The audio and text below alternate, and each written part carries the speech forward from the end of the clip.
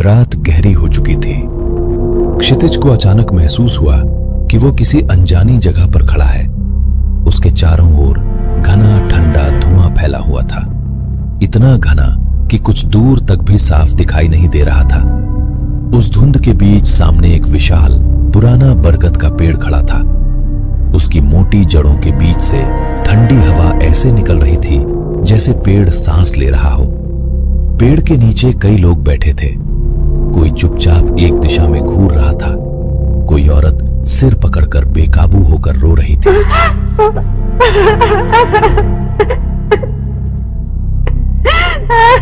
एक छोटी बच्ची मिट्टी में कुछ बना बिगाड़ रही थी और एक आदमी बिना मकसद के गोल गोल घूमता जा रहा था।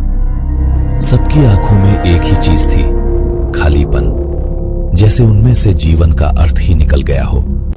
इन्हीं सबके बीच एक लड़की जमीन पर बैठी थी। वो सामने बिखरी छोटी छोटी कवड़ियां गिन रही थी।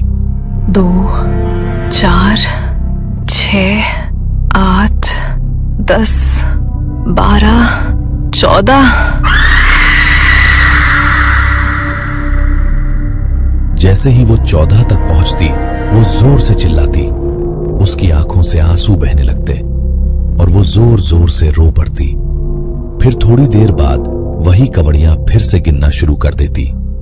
ये दृश्य देखकर क्षितिज का दिल तेजी से धड़कने लगा। उसके पूरे शरीर में ठंडी सिहरन दौड़ गई।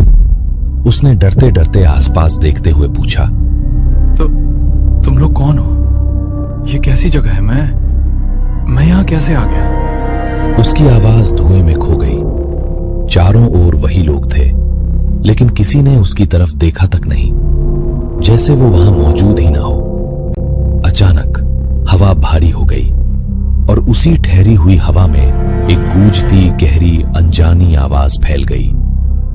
अतृप्त आत्माओं के जग में तुम्हारा स्वागत है। क्षितिज के पैरों तले जमीन जैसे खिसक गई। वो कांप उठा। अतृप्त आत्माओं का जग? लेकिन मैं यहां कैसे आ गया? कुछ क्षण सन्नाटा रहा, फिर वही आवाज फिर से गूंजी, धीमी लेकिन और करीब। थोड़ी देर पहले जो तुम्हारे साथ हुआ उसे याद करो। क्षितिज का माथा पसीने से भीग गया। उसने आंखें कसकर बंद कर ली और याद करने की कोशिश की कि आखिर कुछ देर पहले उसके साथ क्या हुआ था।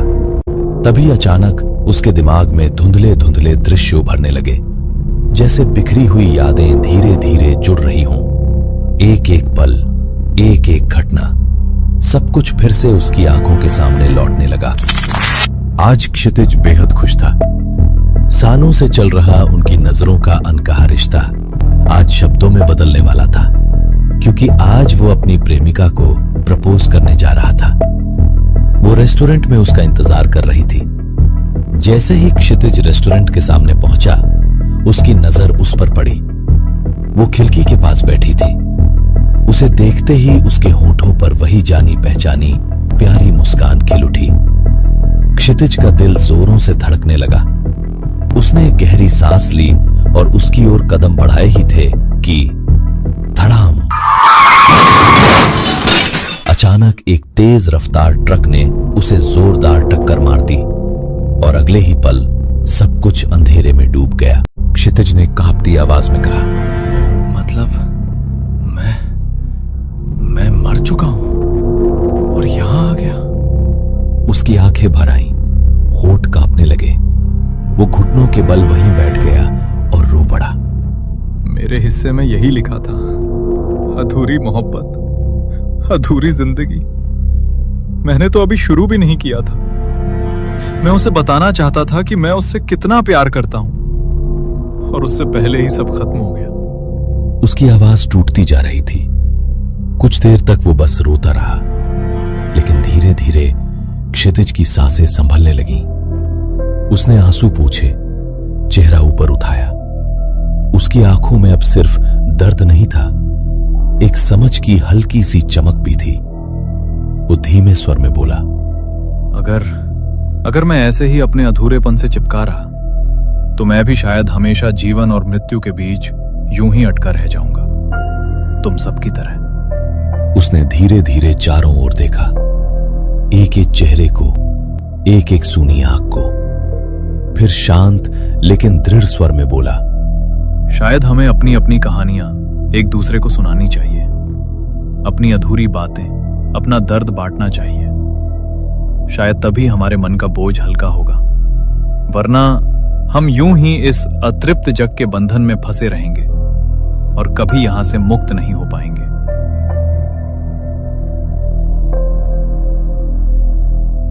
बरगद की जड़ के पास बैठी वो औरत अधूरी बुनी हुई स्वेटर थामे रो रही थी। उसने अपनी कहानी बतानी शुरू की।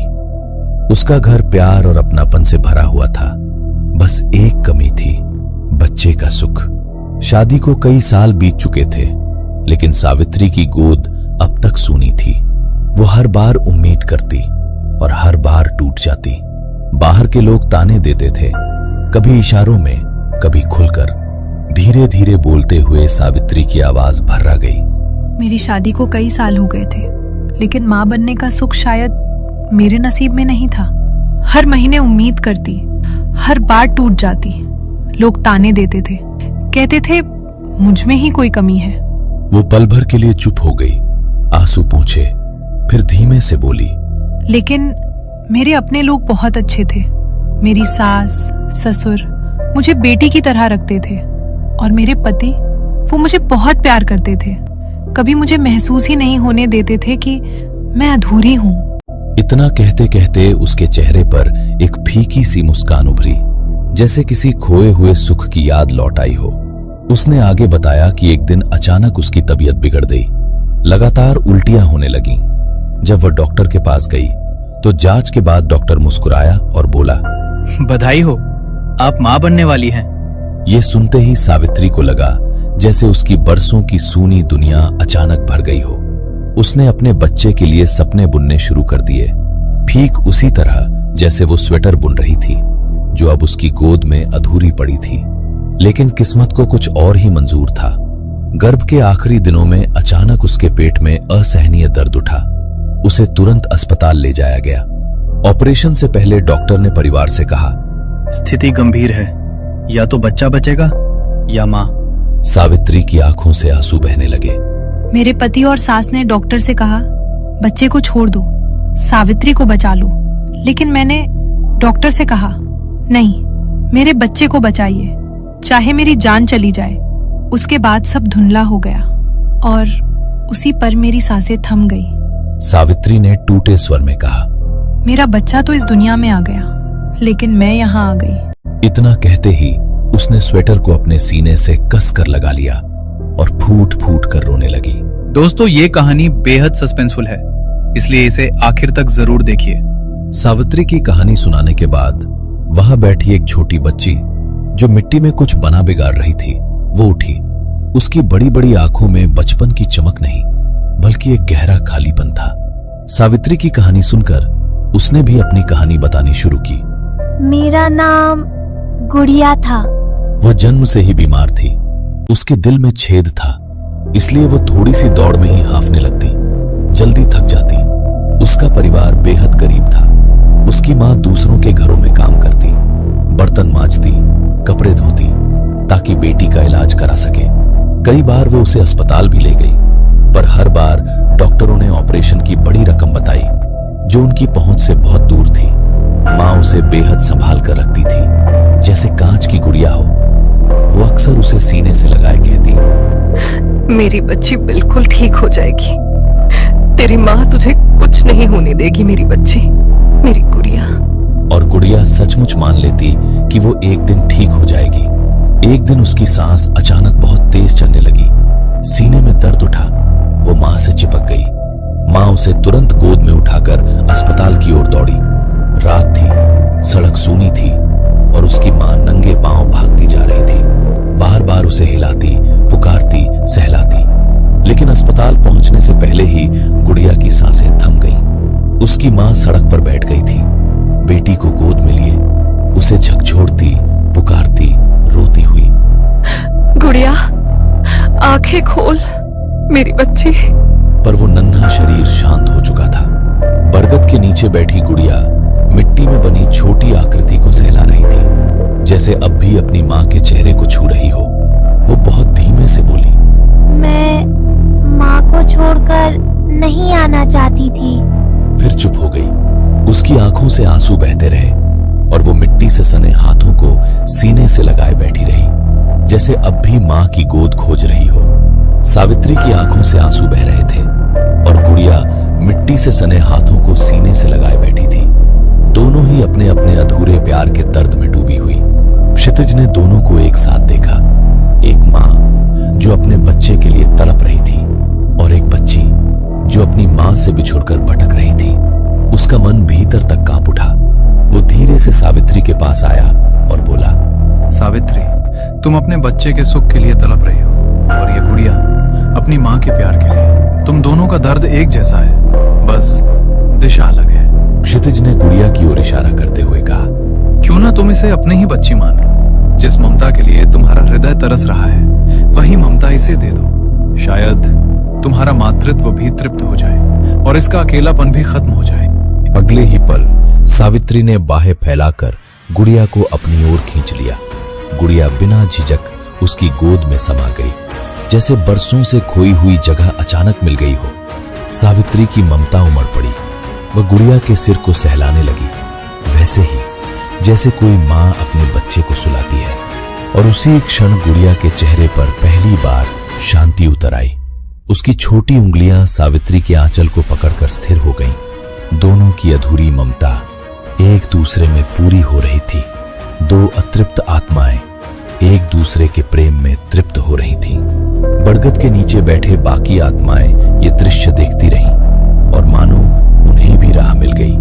एक एक करके सबने अपने अपने दुख, अपने अधूरे किस्से, अपने बंधन खोल दिए। किसी ने खोया हुआ प्रेम सुनाया, किसी ने अपूर्ण सपनों की पीड़ा, किसी ने विश्वासघात, किसी ने पछतावा। हर कहानी के साथ किसी आत्मा का बोझ हल्का होता गया, मानो बरगद के नीचे वर्षों से जमी पीड़ा धीरे धीरे धुल रही हो। लेकिन उन सब के बीच एक लड़की अब भी अलग बैठी थी। वही लड़की जो शुरू से चुपचाप कवड़ियां गिन रही थी। उसकी उंगलियां मिट्टी पर बिखरी छोटी छोटी कवड़ियों को एक एक करके सरकाती।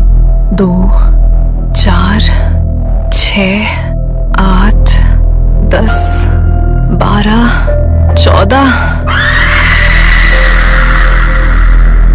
क्षितिज और उसके साथियों ने बार बार उस लड़की से विनती की कि वो अपना दर्द बांटे, अपने दिल का बोझ हल्का करे। लेकिन वो लड़की जैसे किसी और ही दुनिया में थी। उसका पूरा ध्यान सिर्फ उन कौड़ियों पर था जिन्हें वो जमीन पर बिखेर कर बार बार गिन रही थी। तभी बरगद की जड़ों के बीच से उठते धुएं से एक नया साया वहां प्रकट हुआ। उसे देख पेड़ के नीचे जमा सभी रूहें सचेत हो गईं और उनका स्वागत किया। क्षितिज ने आगे बढ़कर उस नए आए शख्स की ओर देखा। इस अतृप्त आत्माओं के युग में तुम्हारा स्वागत है। क्या नाम है तुम्हारा और क्या हुआ था तुम्हारे साथ? उस शख्स की आंखों में एक गहरा खालीपन और मायूसी थी। उसने बरगद के तने से टिकते हुए अपनी कहानी शुरू की। मेरा नाम धनंजय है, धनंजय मुखर्जी। मुंबई की एक बड़ी सोसाइटी में वॉचमैन का काम करता था। एक दिन मैं हमेशा की तरह लॉबी में बैठा था। तभी अचानक एक जोर की चीख मेरे कानों पर पड़ी। मैं घबरा कर उस फ्लैट की तरफ दौड़ा। अंदर गया तो देखा कि एक 14 साल की बच्ची खून में लथपथ जमीन पर पड़ी थी। मेरा कलेजा कांप गया। मैंने भागकर उसका खून रोकने की कोशिश की, उसे बचाने की जद्दोजहद की, लेकिन तभी उसके माता पिता और पड़ोसी वहां पहुंच गए। उसकी आवाज कांपने लगी। उन्होंने मुझे उस लड़की की लाश के पास खून से सने हाथों के साथ देखा और बिना कुछ सुने मुझे पुलिस के हवाले कर दिया। मुझ पर उस बच्ची के साथ दरिंदगी और खून का इल्जाम मढ़ दिया गया। हालांकि मेरा कोई दोष नहीं था, मैंने कुछ भी नहीं किया था, लेकिन कानून को सिर्फ सबूत दिखे। मेरी बूढ़ी माँ और मेरी पत्नी ने मुझे बचाने की हर मुमकिन कोशिश की। हर दरवाजा खटखटाया, पर किसी ने उनकी एक नहीं सुनी। आखिरकार मुझे फांसी दे दी गई। अभी धनंजय अपनी बात पूरी कर ही रहा था कि अचानक कौड़ियों के टकराने की आवाज रुक गई। वो लड़की जो अब तक खामोश थी, अपनी जगह से बिजली की तरह खड़ी हुई और चीख पड़ी। बस धनंजय बस, बंद करो अपना ये पाखंड। पहचाना मुझे? मैं ही हूं वो जिस पर तुमने बलात्कार किया और जिसे बेरहमी से मार डाला। सबकी सांसें थम गई। हेतल की आंखों में प्रतिशोध की ज्वाला थी। उसने धनंजय की तरफ उंगली उठाते हुए कहा, तुम जिंदा थे तब भी झूठ बोलते रहे और मरने के बाद भी यहाँ झूठ परोस रहे हो। मैं यहाँ इतने सालों से सिर्फ और सिर्फ तुम्हारा ही इंतजार कर रही थी ताकि तुम्हारी रूह को उसके अंजाम तक पहुंचते देख सकूं। हेतल की दर्द भरी और सच्ची पुकार सुनकर बरगद के नीचे मौजूद सभी रूहों का खून खौल उठा। उन्हें यकीन हो गया कि धनंजय की मासूमियत महज एक नकाब थी। देखते ही देखते वहां मौजूद रूहें धनंजय को घेरने लगीं और उसे श्राप देने लगीं। तो तू ही है वो नराधम जिसने रक्षक होकर भक्षक का काम किया। धिक्कार है तुझ पर। तूने मासूम हेतल पर वो अत्याचार किया जिसकी कल्पना से ही रूह कांप जाए। तू इस अंधेरी दुनिया में भी रहने के काबिल नहीं है। तभी एक तीसरी रूह ने आगे बढ़कर आसमान की ओर हाथ उठाए और अपनी भारी आवाज में श्राप की घोषणा की। हम सब मिलकर यमराज से ये प्रार्थना करेंगे कि जब इस पूरे विश्व के हर जीव को मोक्ष मिल जाएगा, उसके 14 साल बाद नहीं, 140 साल बाद नहीं, बल्कि 1400 सालों के बाद इस धनंजय को मोक्ष का द्वार नसीब हो। इसे इसी अंधेरे में तड़पना होगा। उस रूह की आवाज पूरे वातावरण में गूंज उठी। इस जन्म के कर्म, इस जन्म का फल, नियति का चक्र हमेशा पूरा होता है। धनंजय वहां अकेला खड़ा कांप रहा था, जबकि अंधेरे ने उसे चारों तरफ से जकड़ना शुरू कर दिया। बरगद के पत्तों की सरसराहट जैसे उसके पापों की गवाही दे रही थी। न्याय हो